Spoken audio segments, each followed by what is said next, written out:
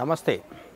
మోడీ సర్కార్ నియంతృత్వ ధోరణిలో ప్రవర్తిస్తోందని, అప్రజాస్వామికంగా వ్యవహరిస్తోందని, అలాగే డిక్టేటర్‌షిప్ పెరిగిపోయిందని, ధ్రువరాఠి లాంటి వాళ్ళు వీడియోస్ చేయడము, కాంగ్రెస్ అభిమానులు సోషల్ మీడియాలో హడావిడి చేయడము, అలాగే బహిరంగ సభల్లో కూడా రాహుల్ గాంధీ మొదలు చిన్న చితక కాంగ్రెస్ నాయకులు కూడా మోడీ నియంతలాగా వ్యవహరిస్తున్నాడని చెప్పడం మనం రోజు వింటూనే ఉంటాం.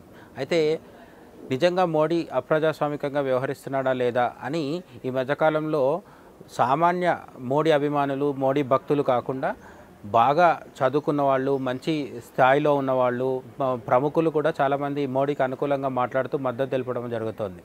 ఈ మధ్య మనకు లండన్లో పల్కీ శర్మ అనే ఒక English news anchor, news presenter, journalist, senior journalist, ఆమె విదేశాల్లో కూడా వెళ్ళి మోడీ సర్కార్ వచ్చిన గత 10 ఏళ్లలో చేసిన మార్పు ఏంటి, భారతదేశంలో వచ్చిన పాజిటివ్ చేంజెస్ ఏంటి, ఇవన్నీ చెప్పడం జరిగింది.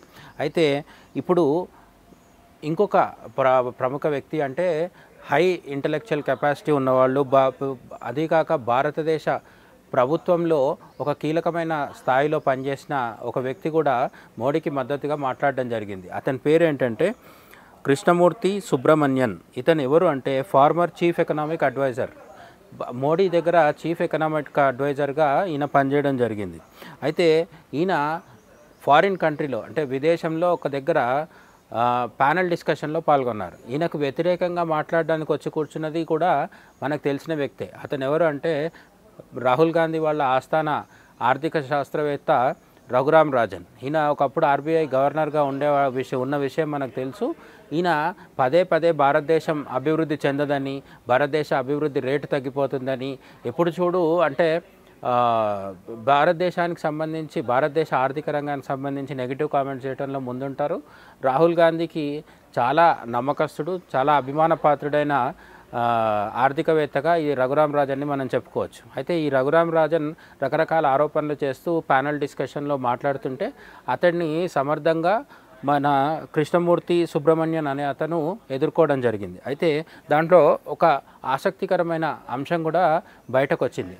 కృష్ణమూర్తి సుబ్రమణ్యన్ ఏమని చెప్పారంటే, అసలు నియంతృత్వము, అప్రజాస్వామికమైన పరిపాలన, అప్రజాస్వామిక నిర్ణయాలు, డిక్టేటర్షిప్, నియంతల ధోరణి అనేది మోడీ కాలంలో కాదు, గతంలో నెహ్రూ నుంచి మొదలు పెడితే ఇందిరాగాంధీ, రాజీవ్ గాంధీ, పివి నరసింహారావు వరకు అనేక మంది కాంగ్రెస్ ప్రధానమంత్రుల కాలంలో అసలు సిసలు నియంతృత్వం ఉండేది అని ఆయన కృష్ణమూర్తి సుబ్రమణ్యం చెప్పడం జరిగింది. అంతేకాదు నెంబర్స్తో సహా కూడా చెప్పడం జరిగింది. ఆర్టికల్ 356 ఉపయోగించి రాష్ట్ర ప్రభుత్వాల్ని రద్దు చేస్తూ రావడం అనేది కాంగ్రెస్ ప్రధానమంత్రులందరికీ కూడా బాగా అలవాటున్న విషయమే. ఇందులో చాలా ప్రజాస్వామికంగా ముందుకు పోయిన మహానాయకుడు అని చెప్పుకునే జవహర్లాల్ నెహ్రూ 7 సార్లు 7 రాష్ట్ర ప్రభుత్వాల్ని రద్దు చేయడం జరిగింది. ఇక ఎమర్జెన్సీని విధించి దేశం మొత్తాన్ని ప్రజాస్వామ్యానికి దూరం చేసిన ఇందిరాగాంధీ అయితే 49 సార్లు రాష్ట్ర ప్రభుత్వాల్ని రద్దు చేయడం జరిగింది. ఆమెను మించి రాజీవ్ గాంధీ 60 సార్లు రాష్ట్ర ప్రభుత్వాల్ని ఆర్టికల్ 356 ద్వారా కేంద్రంలో తమకున్న అధికారాన్ని దుర్వినియోగం చేస్తూ 60 సార్లు రద్దు చేయడం జరిగింది. అలాగే నరసింహారావు, పివి నరసింహారావు గాంధీ కుటుంబానికి సంబంధించిన వ్యక్తి ఒక నాయకుడు కాకపోయినప్పటికీ పివి నరసింహారావు తన పరిపాలనా కాలంలో 11 రాష్ట్రాల్లో కాంగ్రెస్ పార్టీ తరఫున అధికారంలో ఉన్నప్పుడు పివి నరసింహారావు 11 రాష్ట్రాల్లో ఇతర పార్టీలకు చెందిన ప్రభుత్వాలను రద్దు చేయడం జరిగింది. అలాగే ఆ తర్వాత వచ్చిన అటల్ బిహారీ వాజ్పేయి కావచ్చు, మోడీ కావచ్చు, వీళ్ళిద్దరూ కాంగ్రెస్కి సంబంధించని బీజేపీ ప్రధానమంత్రులుగా మన చరిత్రలో నిలిచిపోయారు. వాజ్పేయి పూర్తి 5 ఏళ్ళు పరిపాలించారు.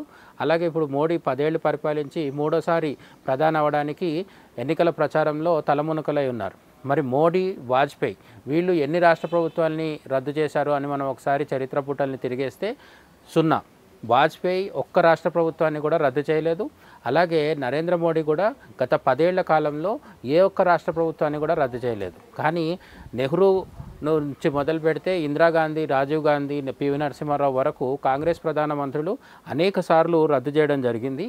ఈ విషయాన్ని ఎవరో సాధారణ మోడీ అభిమానులు కాదు, కృష్ణమూర్తి సుబ్రమణ్యన్ అనే చీఫ్ ఎకనామిక్ అడ్వైజర్గా పనిచేసిన అత్యున్నత స్థాయి విద్యార్హతలు, అత్యున్నత స్థాయి అధికార పదవిలో కొనసాగిన ఆఫీసర్ చెప్పడం జరిగింది. అది ఒక విదేశీ గడ్డపైన చెప్పడం జరిగింది.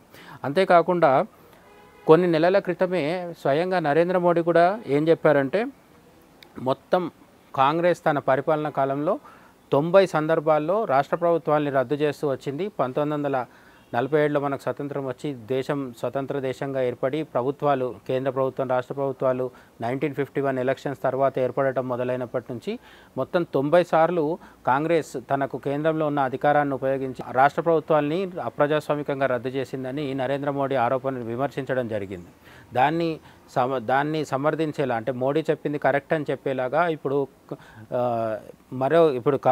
కృష్ణమూర్తి సుబ్రహ్మణ్యన్ కూడా నెంబర్స్తో సహా ఎవరు ఎన్నిసార్లు చేశారు, అత్యధికంగా రాజీవ్ గాంధీ 60 సార్లు, ఇందిరాగాంధీ 50 సార్లు అదే రాష్ట్ర ప్రభుత్వాన్ని రద్దు చేశారని ఆయన నిరూపించడం జరిగింది. అది రఘురామ్ రాజన్ లాంటి ఆర్థికవేత్త సమక్షంలోనే ఆయన ముందరే ఆయనకు నిరూపించి చూపించడం జరిగింది.